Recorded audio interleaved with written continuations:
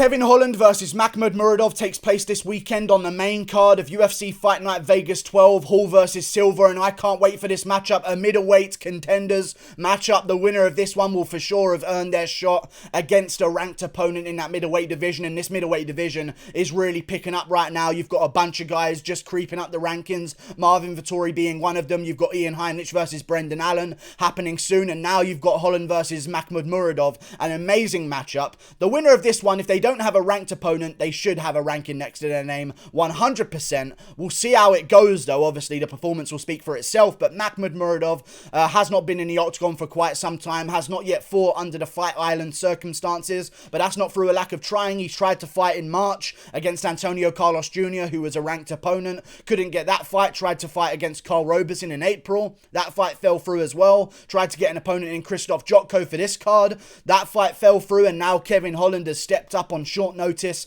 the complete opposite of inactive compared to Makhmud Muradov, who hasn't fought since December of 2019. Kevin Holland has been in there and has been doing things. 2019 lost to Brendan Allen, that was his last loss in his UFC career.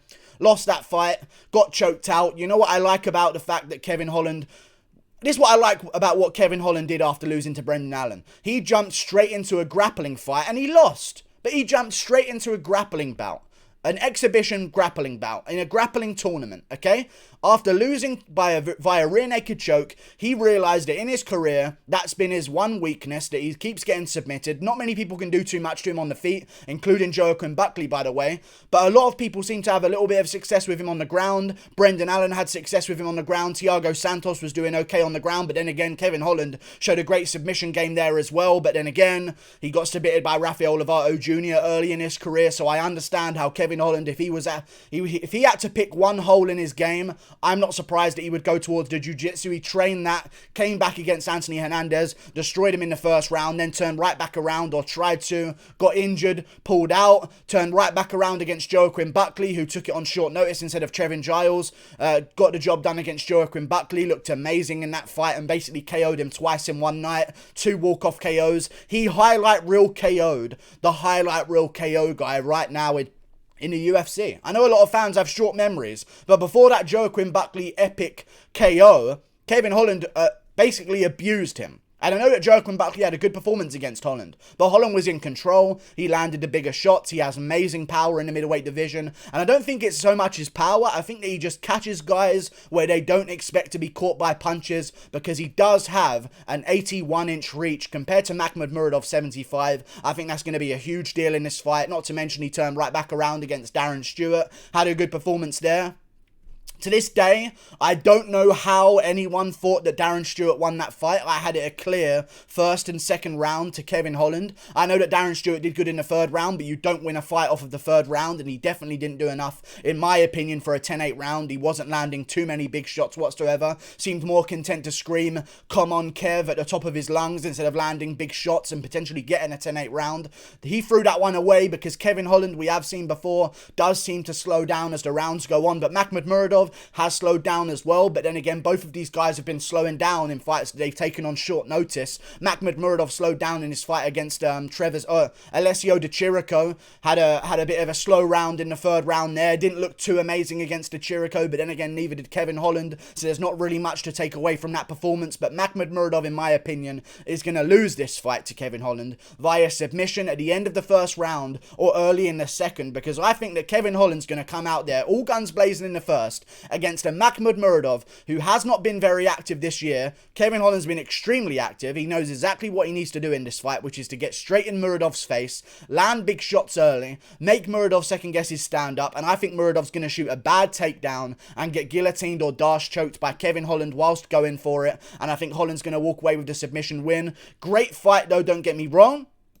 Amazing fight. You look at some of these stats, both guys land a lot of strikes per minute. Makhmud Muradov almost 5 strikes a minute, which is crazy for a middleweight when you consider some of Justin Gaethje's numbers. Kevin Holland just behind him at 4.69. Hee, very funny. That's the symbol for sex. But moving on, striking accuracy. Even though you would not expect this, because Makhmud Muradov is the striking guy with a striking background in kickboxing, Mayweather's boy as well. Kevin Holland has a much higher striking accuracy, 56% to 41%. Doesn't really take too many shots. Kevin Holland's been in there with much better competition, I would say, so far in his career. So a lot of these stats don't really mean too much. Muradov's got great defense, but great defense against who? Trevor Smith, sorry, if I forgot his name. 15-9. It wasn't a great fight for me to see, even though he had an amazing performance and got a highlight reel KO. It wasn't the fight that I needed to see him take on to prove to me that he belonged, because he's beaten some good guys. He really has, but some of them are 20-12 and some of them are 12-7. And one of them is 14-3, and he has some good wins, don't get me wrong. But I just feel as though Kevin Holland in that first round is going to be too long, too rangy, too switched on because he's been so active. He's going to crack Muradov on the chin, and Muradov's going to look for a takedown at the end of the round. I don't feel like Muradov's going to want the fear of being finished on the feet, so I think Muradov's going to feel like he needs to get out of that first round with Holland, start picking him apart in the second and third, maybe go for the leg kicks in the first round, because Holland does a lot of defensive movement with his upper body to dodge punches, and when he does that, the legs are wide open. I think that's something that Muradov could take advantage of, but I feel like Kevin Holland will get the job done.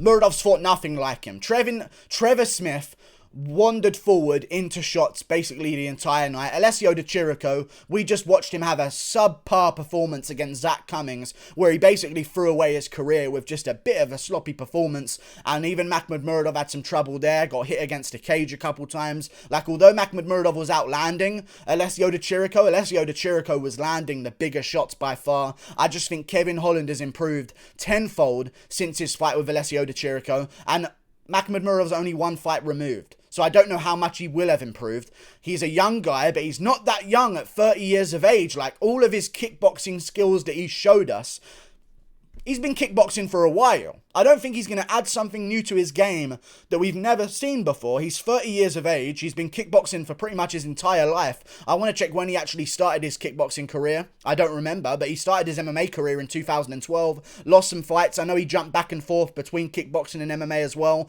I feel like Kevin Holland has more to improve on.